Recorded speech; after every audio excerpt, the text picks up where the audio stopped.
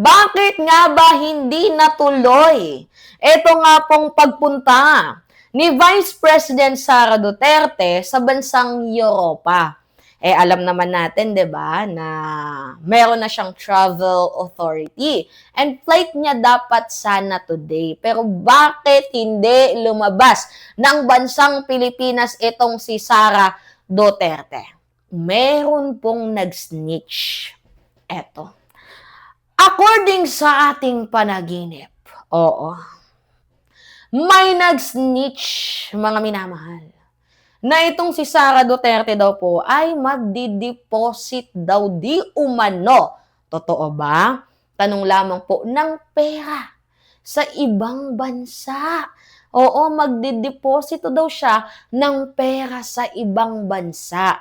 Kasi alam naman natin na itong impeachment proceeding ni Sara Duterte, may possibility, may tendency, mga minamahal, na ma-freeze yung account ni Vice President Sara Duterte. So, inaagapan nila. Natatandaan ninyo dati itong si Pulong Duterte, may travel din na bansa, 16 countries. Pero dahil nga question, kasi sa loob lamang po ng 30 days, 16 countries, for what reason yun, 'di ba? So, parang ang nangyari, mga minamahal, inuutay-utay nila. Isa-isa silang nagtra-travel, especially na nga daw po itong si Kitty Duterte, ayon sa aking panaginip. 'Di ba? Mga minamahal. So, ngayon, ang pinaka-main goal nila is mag-deposit ng pera para in case of emergency, 'di ba? In case na ma-freeze ang kanilang mga bank accounts, abay, meron silang perang mahuhugot. Kasi hindi tumutugma. To be honest, mga minamahal, hindi tumutugma ang kanilang kwento sa kwenta. Yung kwenta sa pera tungkol sa kwento nila, hindi tumutugma. Sa SALN, 88 million. Gets ninyo? Yung kanilang diniklara. Pero, sa nakita ng money laundering, ng AMLAC, mga minamahal, humigit kumulang 2 bilyon. Oo, joint account, nakatanggap pa si Pulong, Baste, Hanilet, si Kitty Duterte galing sa pera ng droga. They hate drugs but they love money. According sa ating panaginip. Oo. Ano ba yung mga bansang pupuntahan sana ni Sara Duterte? Ito. Bansang the Netherlands, Republic of Korea, Belgium, Germany, United Kingdom. Oo. So, ngayon, 'di ba, kagabi, ito nga yung sabi, aalis ng bansa si VP Sara Duterte, binigyan ng travel authority para bumisita sa ilang bansa sa Asia at Europa. Ngunit, in the very last minute, ito po ay na-suspend. Hindi naman na-suspend, hindi natuloy. Tapos ang sinisisi nila ang presidente. Abay, kung meron ba namang tama ang utak nitong mga hindot na to? Kung meron ba namang sapak talaga, isisisi nyo sa presidente, binigyan na nga kayo travel authority, pwede nyo namang i-revoke yan. Mapera kayo, di ba? Pwede nyo i-revoke yan. Ngayon, anong sabi dito? Sa isang inilabas na pahayag, na nasasalamat si BP sa Office of the President sa gitna ng last minute ng pag-aproba ng Travel Authority na tinintahan ng acting executive na si Secretary Ralph Recto. May petsang April 22, 2026. Nakasaad sa Travel Authority na pinahintulutan ng Malacanang na bumiyahe si BP Sara sa mga bansang Netherlands, Korea, Belgium, Germany at United Kingdom o Great Britain at Northern Ireland sa April 23 hanggang Mayo 16. Ngayon po yun. Oo, sana. Habang naka-leave of absence at walang gasto sa gobyerno. So, pera niya daw yung kanyang gagamitin.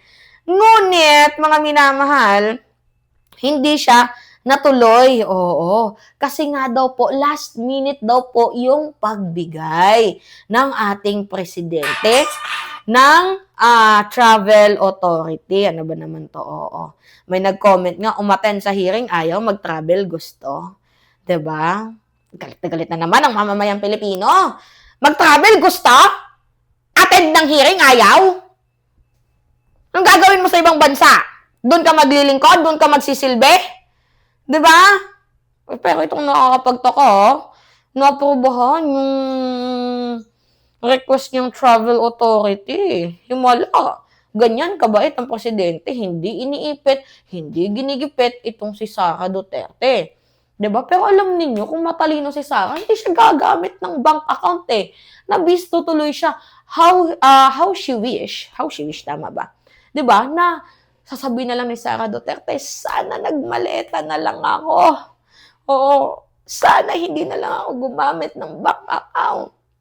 Sana hindi na lang ako nagano ng mga cheque-cheque na yan. Sana nagmaleta na lang ako, ginaya ko na lang si Zaldi ko. Diba? Para walang bahid ng bakas ng dumi. Kaso may bahid ng bakas ng dumi, mga minamahal. One of the reason why kung bakit itong si Sara Duterte ay napulpul ngayon sa impeachment. Ngayon, na darating ng impeachment, I think mabibigyan yan ng pukpok. Ano yung pukpok? Probable cause. Magkakaroon ng probable cause itong si Sara Duterte. Alam na natin yan at aakyat yan dito sa Senado. Sa trial, magkakaroon yan ng hearing, syempre, mga minamahal. At dyan na natin malalaman kung mai-impeach, kung guilty or not guilty itong si Sara Duterte. Sa House, I think mukhang may impeach yan kasi hindi nga sumisipot eh. Pero dito sa pinakataas-taasan, sa Senado, well, let's see, 50-50 ang opinion.